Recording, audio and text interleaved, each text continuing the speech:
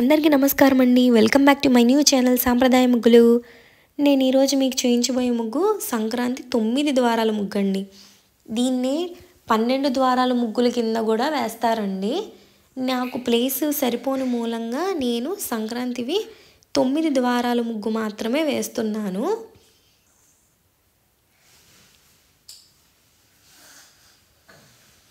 ద్వారాలు అంటే ఎంట్రన్స్ లోపలికి వెళ్తాము కదండి, అలాగా దాన్ని అంటారు ద్వారాలు అని. ఇక్కడ ఏం ద్వారాలు కనిపించట్లేదని అనుకోమాకండే, ఇది భోగి ముందల వేస్తారండి. భోగికి నెక్స్ట్ డే, అదే భోగి రోజున ఈ ద్వారాలు ఏవైతే కనెక్ట్ చేసామో గీతల్ని అవి తుడుపుతారండి. లైట్గా తడి క్లాత్తో కొంచెం తుడిచేస్తారు. అవి ద్వారాల లెక్క ఓపెన్ అయిపోతాయి. ఆ ఓపెన్ అయిపోయిన దాన్ని ద్వారాలు అంటారు. ఈ ద్వారాలు ఎందుకు అలా ఓపెన్ చేస్తారు అంటే, ఈ సంక్రాంతి టైంలోనే మన చేతికి పంట వస్తుందండి. పంట అంటే సిరి సంపదలు అనేవి మన ఇంటికి వస్తూ ఉంటాయి. సిరిధాన్యాలు అవన్నీ మన ఇంటికి వస్తాయి. సో సిరిధాన్యం వచ్చింది అని అంటే మన ఇంట్లోకి లక్ష్మీదేవి అడుగు పెడుతున్నట్లు లెక్కే కదండి. పూర్వకాలంలో అదే అనేవాళ్ళు. ఇంటికి ధనం వస్తుంది అని అనేవాళ్ళు. లక్ష్మీదేవి ఇంటికి వస్తుంది. సో ఆ ద్వారాలు ఓపెన్ చేస్తేనే ముగ్గు ద్వారా మన ఇంట్లోకి ప్రవేశిస్తుంది అని ఆ ద్వారాలు అనేవి ఓపెన్ చేస్తారండి. నెక్స్ట్ లాస్ట్ ముక్కు కనుమ రోజు మాత్రం వాటిని మళ్ళీ క్లోజ్ చేసేస్తారండి.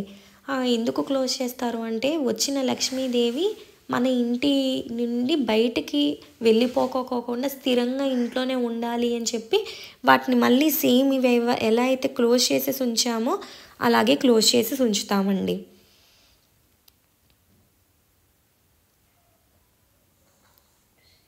సో ఫైనల్ లుక్ వచ్చి ఇలా వచ్చిందండి.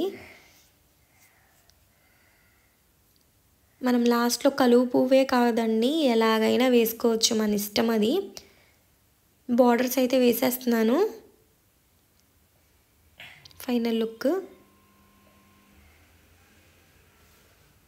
టైం తీసుకుంటుంది అంతే, కానీ పెద్ద ట్రిక్కీగా ఏమీ ఉండదండి.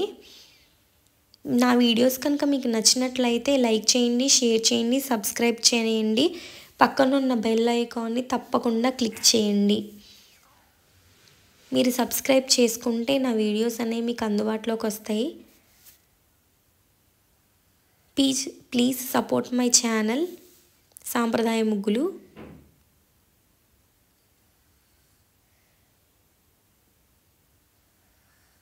ఫైనల్ బార్డర్స్ అయితే అయిపోతున్నాయండి. ఇలా పల్లెటూరుల్లో చేసుకునే వాళ్ళండి, చాలా అందంగా వేసుకునేవాళ్ళు ముగ్గులు. Thank you.